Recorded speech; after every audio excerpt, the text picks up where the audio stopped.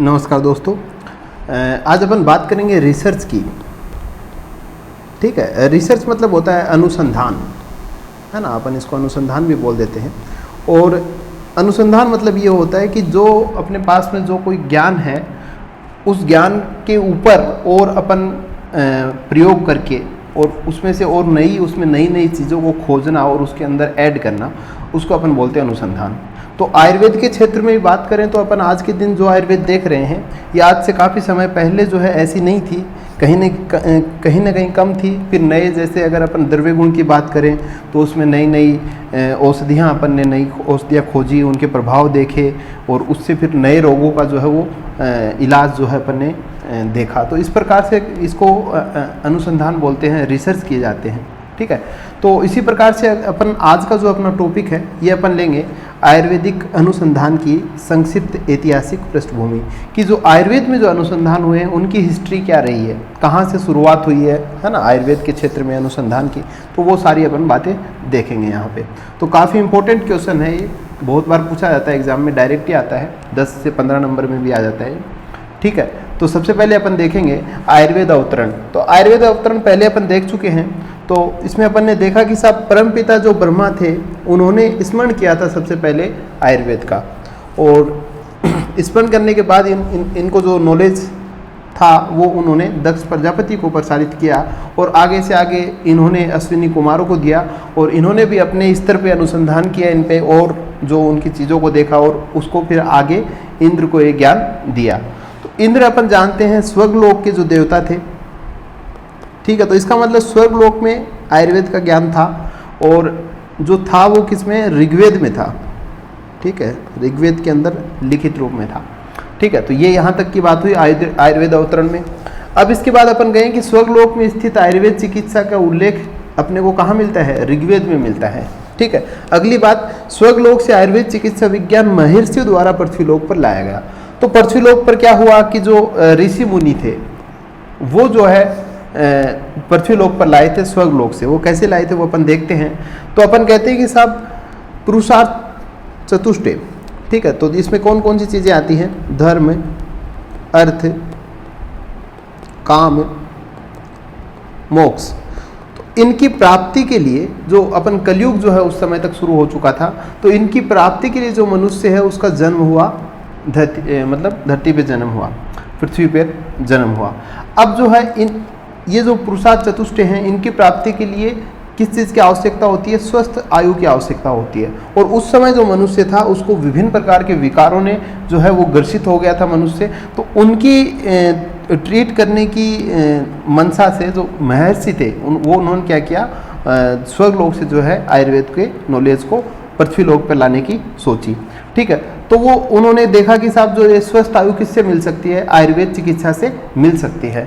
तो फिर ऋषियों ने क्या किया कि साहब उन्होंने एक समस्या निराकरण समभाषा, हिमालय का कोई एरिया था, वहाँ पे हिमालय की कोई एक बढ़िया जगह पे उन सब लोगों ने एक मीटिंग रखी और उसमें ये निर्णय लिया गया कि जो भारद्वाज ऋषि हैं वो क्या करेंगे, वो जो इंद्र से ज्ञान प्राप्त करने हेतु स्वर्ग जाएंगे। ठीक है, इसकी नियुक्ति जो है उस भाषा में, उस संभाषा में की गई। फिर जो आचार्य, जो ऋषि भारद्वाज थे वो गए और त्रिसूत्र आयुर्वेद को भूलोक पर लाए। कौन से आयुर्वेद को, त्रिसूत्र पे। तो त्रिसूत्र से अपन समझते हैं हेतु, लिंग और औषध होते हैं, हेतु, लिंग और औषध, इसको त्रिसूत्र आयुर्वेद बोलते हैं। सूत्र का मतलब होता है संक्षिप्त, संक्षिप्त, बहुत ही शॉर्ट फॉर्म में। तो जो अपने भारद्वाज ऋषि जो थे वो संक्षिप्त आयुर्वेद थी, है ना, त्रिसूत्र फॉर्म में थी। अपन आगे भी पढ़ेंगे थोड़ा कि त्रिसूत्र पर फिर आचार्य चरक ने जो है निदान पंचक वगैरह भी बताए थे इस पे रिसर्च करके।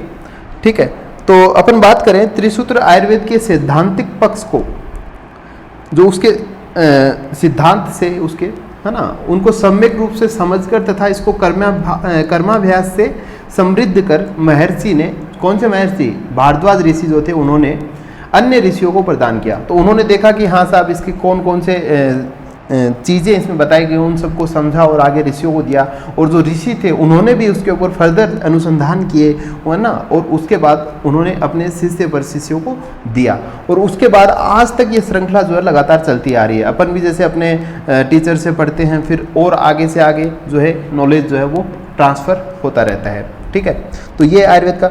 अब इसमें क्या था कि स्वर्गलोक में जो आयुर्वेद का स्वरूप था वो सूत्र रूप में था, मतलब संक्षिप्त रूप में था, जो कि आज एक बहुत ही विशाल वटवृक्ष के रूप में 15 विषयों में स्नातकोत्तर अध्ययन अध्यापन विधि से परिलक्षित हो रहा है। तो अपन कह रहे हैं कि स्वर्गलोक से जो आयुर्वेद लाए थे वो सूत्र रूप में था, मतलब बहुत ही संक्षिप्त था वो।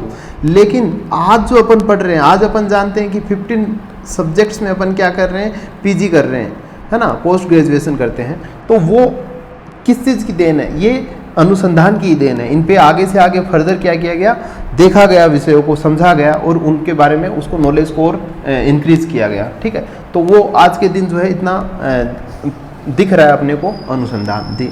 जी हाँ, तो इससे ये सिद्ध होता है कि आयुर्वेद में प्राचीन काल से ही प्रत्येक स्तर पर लगातार क्या हो रहे हैं, अनुसंधान होते जा रहे हैं। प्रत्येक स्तर मतलब मौलिक सिद्धांत में भी होते जा रहे हैं, द्रव्य गुण के क्षेत्र में भी होते जा रहे हैं, अपने शल्य में भी हो रहे हैं, है ना। तो इस प्रकार से अपन बात करें तो ये जो अपनी थोड़ी सी जो बातें थी अनुसंधान की, इतिहास की, किस प्रकार से जो है सोचा गया थोड़ा आयुर्वेद के बारे में ऋषियों के द्वारा, किस प्रकार से स्वर्ग से जो है वो पृथ्वी लोक पर लाए गए। अब जो अपन बात करें, अगर अपन पढ़ें अनुसंधान को, तो अपन अनुसंधान को बेसिकली 2 भागों में बांट सकते हैं।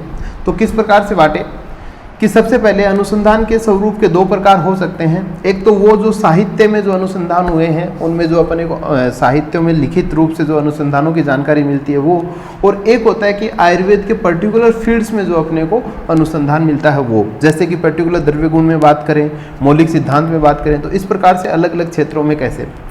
ठीक है, तो अब इसमें भी अगर बात करें तो अलग अलग देखते हैं अपन। सबसे पहले साहित्य में हुए अनुसंधान के अंतर्गत अपन क्या क्या पढ़ेंगे। तो इसमें सबसे पहले अपन देखें कि वैदिक काल में कौन कौन से आयुर्वेदिक अनुसंधान हुए, ब्राह्मण ग्रंथ काल था उसमें कौन कौन से अनुसंधान हुए, उपनिषद काल में कौन कौन से अनुसंधान हुए, संहिता काल में और संग्रह काल में, है ना। तो अपन ये 2-4 जितने भी टॉपिक हैं इनको अपन एक एक करके देखेंगे।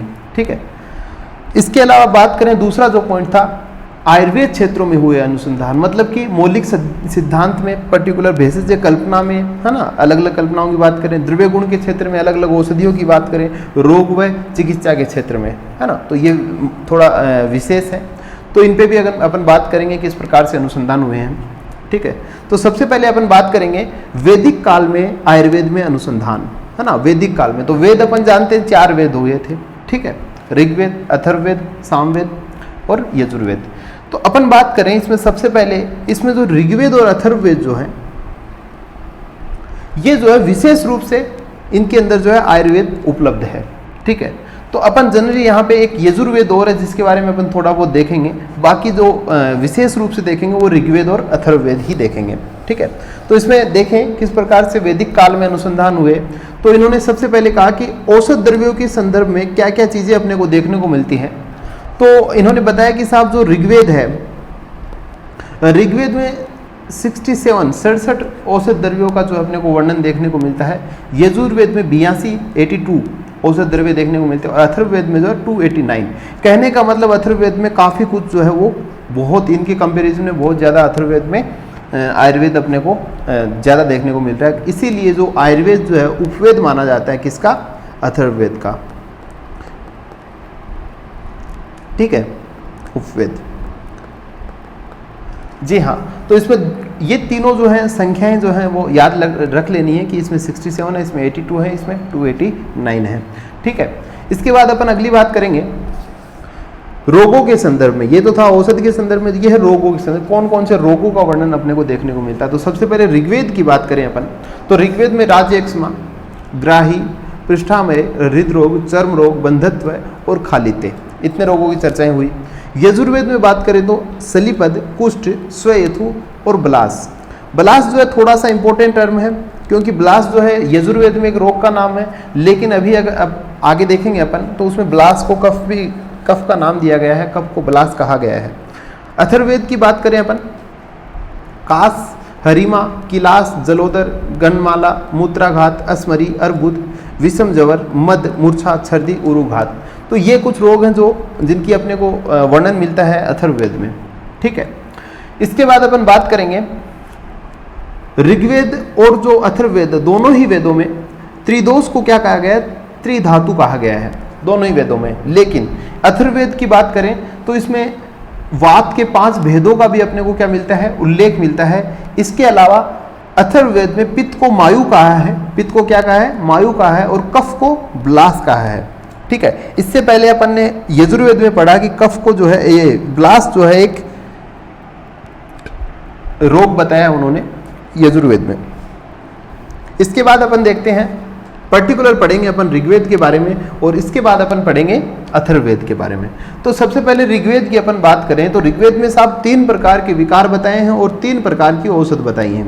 ठीक है, विकारों में बात करें तो आध्यात्मिक विकार, आधिदैविक और आधिभौतिक। ठीक है, औषध की बात करें तो दिव्य, पार्थिव और आपे।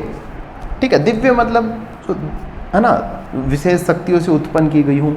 पार्थिव का मतलब वो है जो अपने को पृथ्वी महाभूत प्रधान द्रव्य से मिले या फिर पृथ्वी से अपने को मिले, ऐसे मान सकते हैं। आपे मतलब जो जल महाभूत से मिले या फिर जल से मिले। ठीक है, तो ये अपन बात करें तो ये 3 प्रकार की औषधियों की बात इन्होंने की।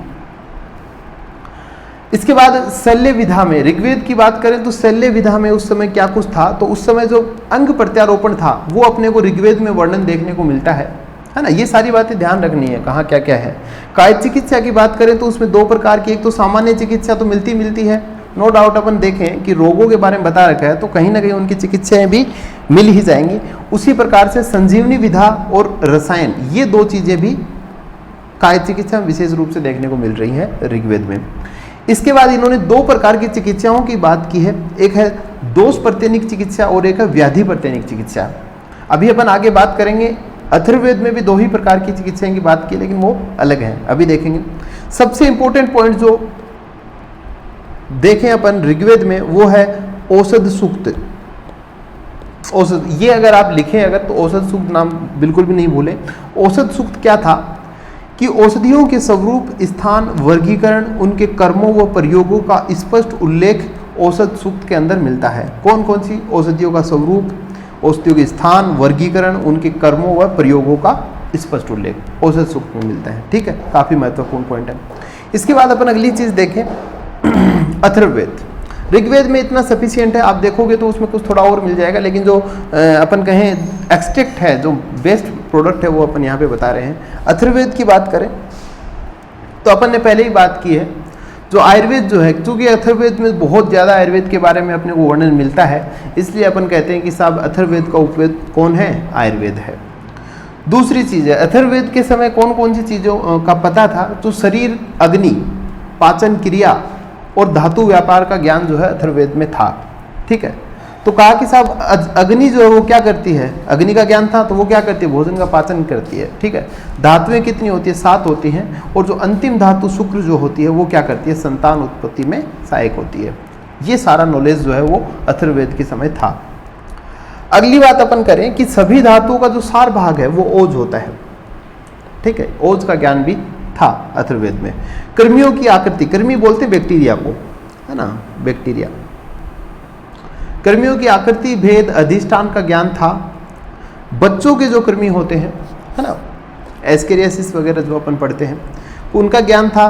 तथा कृमि रोगों में सूर्य चिकित्सा और अग्नि चिकित्सा, इनका नॉलेज भी था कि अग्निक्रम में सूर्य चिकित्सा, ये कृमि रोगों में सूर्य चिकित्सा और अग्नि चिकित्सा की जाती है। इसके अलावा कुछ कृमिघन औषध जैसे कि अज्जश्रृंगी, गुगलू, पीला, नल्दी, ओक्सगंधी, अश्वत्थ और महावृक्ष, इस प्रकार की औषधियों का भी जो है वो इसमें वर्णन मिलता है अथर्ववेद में।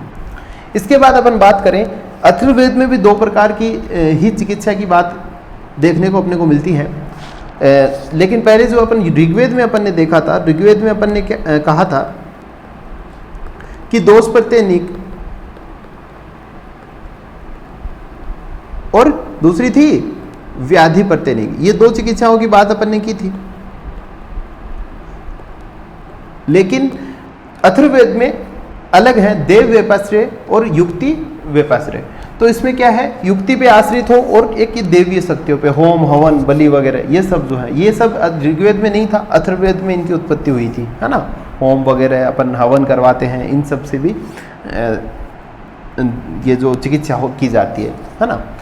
इसके बाद अपन आगे चलेंगे द्रव्य गुण के क्षेत्र में अनुसंधान। किसमें? अपन अथर्ववेद की बात कर रहे हैं कि अथर्ववेद में द्रव्य गुण के क्षेत्र में कौन कौन सी चीज़ें अपने को देखने को मिलती हैं।